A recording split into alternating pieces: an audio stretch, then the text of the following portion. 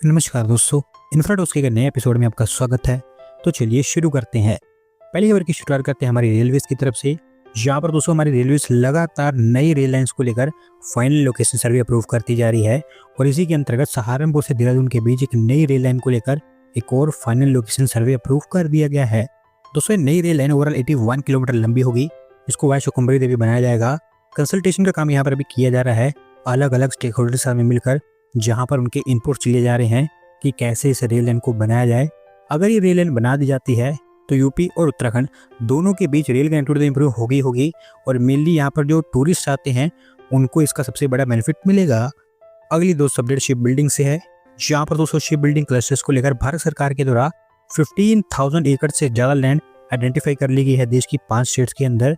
और यहाँ पर ऐसा बताया गया है कि शिप बिल्डिंग के लिए 1.5 लाख करोड़ रुपये से ऊपर की इन्वेस्टमेंट की जाएगी।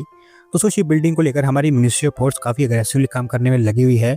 उड़ीसा, आंध्र प्रदेश, तमिलनाडु, गुजरात और महाराष्ट्र, इन 5 स्टेट्स में भी ये लैंड आइडेंटिफाई की गई है, जहाँ पर सबसे ज़्यादा 5800 एकड़ ऑफ लैंड महाराष्ट्र के अंदर आइडेंटिफाई की गई है, 2000 एकड़ उड़ीसा में, 2000 एकड़ तमिलनाडु में, 3000 एकड़ आंध्र प्रदेश में, जबकि 2000 एकड़ ऑफ लैंड ही गुजरात में भी आइडेंटिफाई की गई है।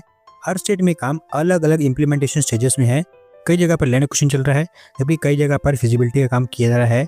और आप कह सकते हैं कि हमारे देश के अंदर शिप बिल्डिंग इंडस्ट्री के लिए आज तक का सबसे बड़ा पुश होगा। अगली दोस्तों अपडेट फिर से हमारी रेलवेज की तरफ से है।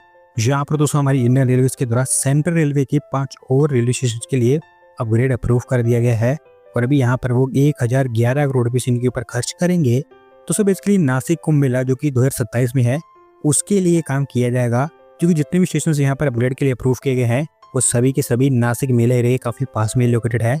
नासिक रोड स्टेशन पर नए फुटओवर ब्रिजेस, प्लेटफॉर्म का एक्सटेंशन और स्टेबल लाइन्स तैयार की जाएंगी। इसी तरह से देलवाली स्टेशन पर 2 नए प्लेटफॉर्म्स, 2 नए फुटओवर ब्रिजेस, 3 स्टेबलिंग लाइन्स, 2 पिट लाइन्स और एक सीवेज ट्रीटमेंट प्लांट तैयार किया जाएगा। इसी तरह से ओढ़ा, खेरवाड़ी और कस्बे सुकेनी जैसे जो रेलवे स्टेशन हैं वहाँ पर भी अलग अलग फैसिलिटीज बनकर तैयार होंगी, जो आप अपनी स्क्रीन पर देख सकते हैं। और क्योंकि नासिक कुंभ के लिए प्रिपरेशन की जा रही है तो इतनी तो उम्मीद है कि 2027 से पहले ये सभी काम कंप्लीट हो जाएंगे। अगली दोस्तों अपडेट आंध्र प्रदेश से है। जहाँ पर दोस्तों आंध्र प्रदेश सरकार के द्वारा फार्मा कंपनी लोरस लैब्स को 531.77 एकड़ ऑफ लैंड अलॉट कर दी है स्टेट के अंदर और अभी यहाँ पर ये कंपनी उनका फार्मा जोन सेटअप कर सकती है। तो सो बेसिकली आज से कुछ हफ्ते पहले इस कंपनी के द्वारा आंध्र प्रदेश सरकार के सामने एक प्रपोजल रखा गया था एक फार्मा जोन को लेकर, जिसे उन्होंने तुरंत अप्रूव कर दिया था और अब इसके लिए लैंड भी अलॉट कर दी गई है। अनकपल्ली डिस्ट्रिक्ट के रामबिल्ली में एक लार्ज स्केल का मैन्युफैक्चरिंग हब यहाँ पर तैयार किया जाएगा मेडिसिन की मैन्युफैक्चरिंग को लेकर, जहाँ पर अगले 8 सालों के अंदर 3 फेजेस में कंपनी 5,630 करोड़ रुपीज़ की इन्वेस्टमेंट करेगी और ये इन्वेस्टमेंट इनके द्वारा खुद की जाएगी। अगर दूसरी कंपनीज को यहाँ पर वो अलाउ करते हैं तो और इन्वेस्टमेंट यहाँ पर बढ़ जाएगी। मल्टीपल मैन्युफैक्चरिंग यूनिट्स यहाँ पर बनकर तैयार होंगी और एक बार तैयार हो जाता है तो 6,350 जॉब्स यहाँ पर जनरेट हो पाएंगी। अगली दोस्तों अपडेट हैदराबाद से है। जहाँ पर दोस्तों हैदराबाद के जवाहर नगर में वेस्ट टू एनर्जी प्लांट अभी बनकर तैयार हो गया है और ऐसा बताया गया है कि ग्रेटर हैदराबाद म्युनिसिपल कॉर्पोरेशन अगले महीने इसको ओपन कर देगी। दोस्तों वेस्ट टू एनर्जी प्लांट हमारे देश का one of the most advanced waste to energy plant है, क्योंकि एग्जिस्टिंग प्लांट्स के कंपैरिजन में यहाँ पर वाटर यूज काफ़ी कम है और क्योंकि एक सील्ड इन्वायरमेंट में यहाँ पर वेस्ट प्रोसेसिंग की जाएगी तो आसपास के एरिया में यहाँ पर बदबू भी नहीं फैलेगी। Daily 300 ton of waste process करके बायो सीएनजी और हाई क्वालिटी कंपोस्ट यहाँ पर प्रोड्यूस किया जाएगा, जहाँ पर बायो सीएनजी को फ्यूलिंग के लिए इस्तेमाल किया जा सकता है जबकि कंपोस्ट को एग्रीकल्चर में इस्तेमाल किया जाएगा। पता ऐसा है कि यूरोपियन मॉडल यहाँ पर फॉलो किया गया है इसको बनाने के लिए, क्योंकि इस टाइप के वेस्ट टू एनर्जी प्लांट्स आपको यूरोप में ही देखने को मिलेंगे और अब आपको ये हैदराबाद में भी देखने को मिलेगा। अगली दोस्तों अपडेट उड़ीसा से है। जहाँ पर दोस्तों उड़ीसा की state level single window clearance authority के द्वारा 23 और इन्वेस्टमेंट प्रपोजल्स को अप्रूवल दे दी गई है और इसके चलते उड़ीसा के 12 डिस्ट्रिक्ट्स के अंदर टोटल 4,982.6 करोड़ रुपीज़ की इन्वेस्टमेंट हमें देखने को मिलेगी। दोस्तों ये proposals aerospace and defence, apparel, food processing, steel, renewable energy, tourism, IT और फार्मा इन एरियाज के अंदर अप्रूव किए गए हैं। कुछ मेजर प्रपोजल्स की बात करूँ तो बोनवी टेक्नोलॉजी के द्वारा खोर्धा के अंदर 300 करोड़ रुपीज़ का एक ड्रोन मैन्युफैक्चरिंग पार्क तैयार किया जाएगा। KBR मिल के द्वारा खोर्धा के अंदर ही 350 करोड़ रुपीज़ की टेक्सटाइल मिल, एमसेट स्टील के द्वारा 620 करोड़, 451 करोड़ और 250 करोड़ रुपीज़ की इन्वेस्टमेंट 3 अलग अलग डिस्ट्रिक्ट्स में की जाएगी स्टील के ऊपर। इसके अलावा पूरी, दारिंगबाड़ी और तप्तापानी जैसे एरियाज में 5 स्टार और 3 स्टार होटल्स तैयार किए जाएंगे टूरिज्म के लिए। और इन सभी प्रपोजल्स के चलते 11,000 से ज़्यादा जॉब्स यहाँ पर जनरेट हो पाएंगी। अगली दोस्तों अपडेट नोएडा से है, जहां पर दोस्तों Yamuna express way industrial development authority के द्वारा 26 एकड़ ऑफ लैंड अलॉट कर दी गई है कात्यायनी मेटल्स लिमिटेड को। और अब इस कंपनी के द्वारा यहाँ पर एक लॉजिस्टिक पार्क और वेयर हाउस को डेवलप किया जाएगा। दोस्तों स्पेसिफिकली सेक्टर 8 में बनकर तैयार होगा, जो कि नोएडा एयरपोर्ट के काफ़ी पास में लोकेटेड है। और इनफैक्ट नोएडा एयरपोर्ट की प्रोक्सिमिटी के कारण ही ये लॉजिस्टिक पार्क यहाँ पर तैयार किया जाएगा, क्योंकि इस कंपनी का फोकस एयर कार्गो के ऊपर होने वाला है। 1000 करोड़ रुपीज़ की यहाँ पर इन्वेस्टमेंट करेंगे। और क्योंकि लैंड अब दे दी गई है तो उम्मीद है कि अगले साल के अंदर अंदर इनका लॉजिस्टिक पार्क तैयार हो जाएगा। अगली दोस्तों अपडेट मुंबई से है, जहां पर बृहन मुंबई म्युनिसिपल कॉर्पोरेशन को मड आइलैंड ब्रिज के लिए फाइनली इन्वायरमेंटल क्लियरेंस मिल चुकी है और अब इसके ऊपर बिना किसी प्रॉब्लम के काम स्टार्ट किया जा सकता है। दोस्तों मड आइलैंड को डायरेक्टली वर्सोवा से जोड़ने के लिए BMC एक केबल स्ट्रीट ब्रिज यहाँ पर बनाना चाहती है। लास्ट 1.5-2 साल से वो कोशिश कर रहे हैं कि इसके लिए उनको अप्रूवल मिल जाए और अब जाकर उनको अप्रूवल मिली है, नहीं तो इतने समय में ऑलमोस्ट 15 से 20% काम कंप्लीट हो जाता।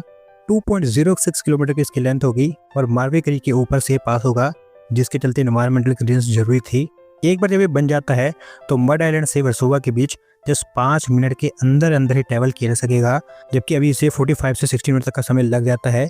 और मेनली अभी लोग बोट्स का इस्तेमाल करते हैं ट्रैवल करने के लिए, लेकिन इसके बन जाने के बाद डायरेक्टली रोड के थ्रू ट्रैवल कर पाएंगे। ओवरऑल टारगेट है कि अगले 3 सालों के अंदर अंदर इसको कंप्लीट कर दिया जाए। अगली दोस्तों अपडेट कर्नाटका से है, जहाँ पर दोस्तों कर्नाटका सरकार मैसूरू के अंदर एक फिल्म सिटी को डेवलप करने जा रही है और इसको लेकर उन्होंने प्रीलिमिनरी वर्क्स इनिशिएट कर दिए हैं। तो उसे एक समय हुआ करता है जब मैसूरू को देश की सिनेमा कैपिटल कहा जाता था, क्योंकि हॉलीवुड मूवीज भी यहाँ पर शूट हो चुकी है।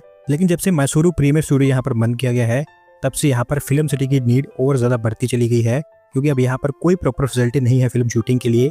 और अब कर्नाटका सरकार फाइनली इसके ऊपर काम करती हुई दिखाई दे रही है। 160 एकड़ ऑफ लैंड आइडेंटिफाई की गई है हिमाऊ विलेज के अंदर इस फिल्म सिटी को बनाने के लिए।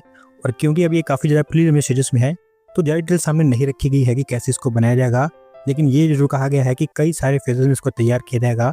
एक बार जब ब्लूप्रिंट तैयार हो जाता है तो हमें और चीज़ें क्लियर होती हुई दिखाई देंगी। अगली दोस्तों अपडेट फिर से उड़ीसा से है, जहाँ पर दोस्तों उड़ीसा सरकार के द्वारा भुवनेश्वर मेट्रो को भी कैंसिल कर दिया गया है और अब ये मेट्रो प्रोजेक्ट कई साल और पीछे चला गया है। दोस्तों हालांकि अभी तक भुवनेश्वर मेट्रो के ऊपर अच्छा खासा काम हो रहा था, टेंडर वगैरह यहाँ पर दिए जा चुके थे, प्रीलिमिनरी वर्क भी स्टार्ट हो गया था, DMRC को यहाँ पर अपॉइंट किया गया था एजेंसी के रूप में। पर जब से उड़ीसा के अंदर सरकार बदली है तब से इसके ऊपर कुछ काम नहीं हुआ है, क्योंकि नई सरकार के द्वारा आते इस प्रोजेक्ट को कैंसिल कर दिया गया, क्योंकि उनका मानना था कि भुवनेश्वर मेट्रो के लिए जो एग्जिस्टिंग अलाइनमेंट बनाई गई है वो भुवनेश्वर मेट्रो के लिए वायबल नहीं है। अगर उसे बना दिया जाता है तो वहाँ पर राइडरशिप देखने को नहीं मिलेगी। तो अब वो प्लान कर रहे हैं कि इसकी जगह पर एक नया मेट्रो कॉरिडोर यहाँ पर बनाया जाएगा और इस बार वो सेंट्रल गवर्नमेंट की यहाँ पर मदद लेंगे, जबकि पिछली सरकार के द्वारा कहा गया था कि वो खुद इसके ऊपर काम करेंगे। हालांकि दोस्तों यहाँ पर नई सरकार के द्वारा कह तो दिया गया है कि वो इसके ऊपर काम करेंगे, लेकिन जो इंटेंशन यहाँ पर वो दिखा रहे हैं इससे कोई श्योरिटी नहीं है कि भुवनेश्वर के अंदर मेट्रो बनेगी या फिर नहीं।